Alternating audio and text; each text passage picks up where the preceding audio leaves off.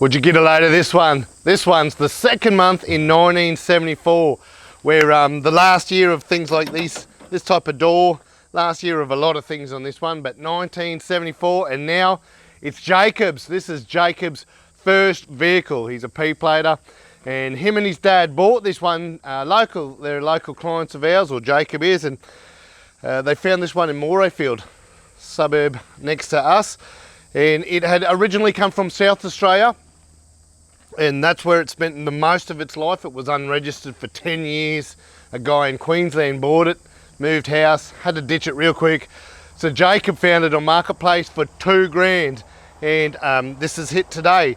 It didn't always look like this. So he left the cab on. Him and his dad have totally stripped it down, prepped the panels, and started assembling it again to build it is what today. There was no tray. We'll go into that in detail soon, but it's not finished for Jacob either, so he hasn't done anything underneath, because this one at home, he's got the 80 series chassis, he's got the 1HZ, he's turboed it, and he's in the process of making all the mounts. He hasn't purchased them, he's making all the mounts himself. So him and his dad are real hands-on, and they're giving it a red hot crack. So today's walk around, I dare say we'll do another one in 12 months or so when it's finished and it's updated again.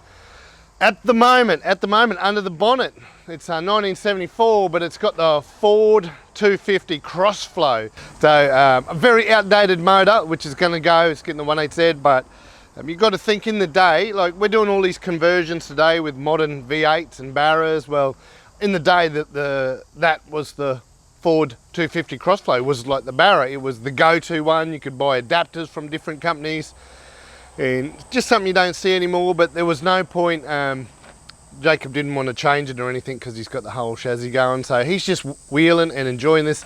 He's already been a first car. We lifted the bonnet, I see the sand, he takes this on the beach, he wheels, he cams, he uses it. It's a daily.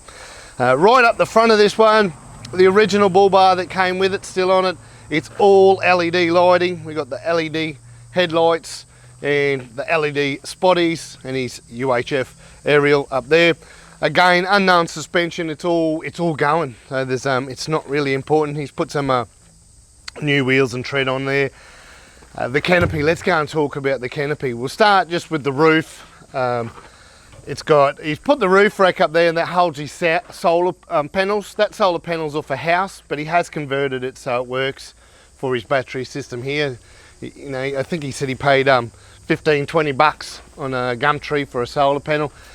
On the other side's the awning, and Jacob has had a red hot crack. He's never TIG welded before. This is his first go at it, so he's made all the brackets for his custom canopy to house all this stuff.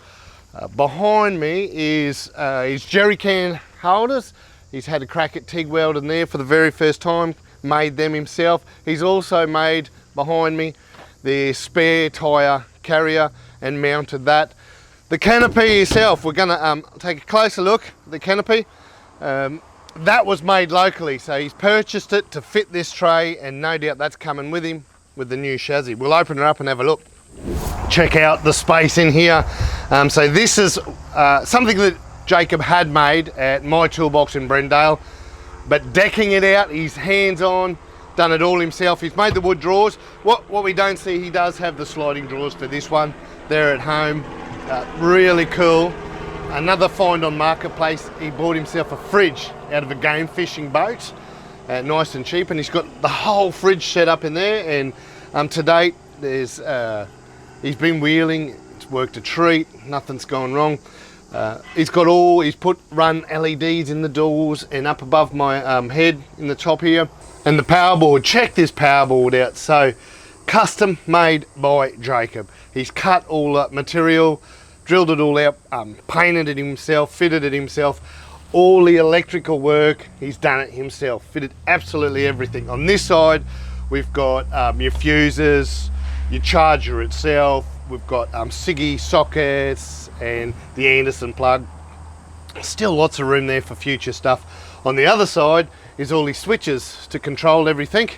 And above that is he can monitor his battery and monitor everything. Some of them switches are still blank for future plans to put more stuff in here. But I tell you what, He's doing the TIG welding for the first time ever. He's making a switchboard for the first time ever. He pulled the panels off this car for the first time ever. Just got his P's. Done a magnificent job, hey. We'll go in and see what he's done inside. Check out in here, I love this. A lot of the walk-arounds we do, you'll notice I talk about, they're more the 80s. They're more, it's rare that you see something 74 or older as somebody's daily. It comes in here a lot. So some of the differences, if you haven't been in a 40, you don't drive a 40, is check out the doors. There's no door cards. It is just all steel back then. This is the last year, in 1975, we go to a totally different door cards, and a few other things changed. The older hump in the floor with the inspection panel on the gearbox is way bigger back then. This one's fantastic. The floors are in excellent condition. He hasn't had to do anything there.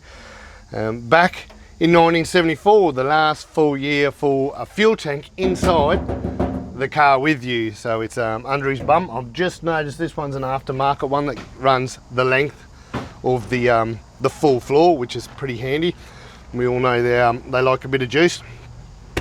Seats are in excellent condition. They're original seats, original frames. Dash is unmolested.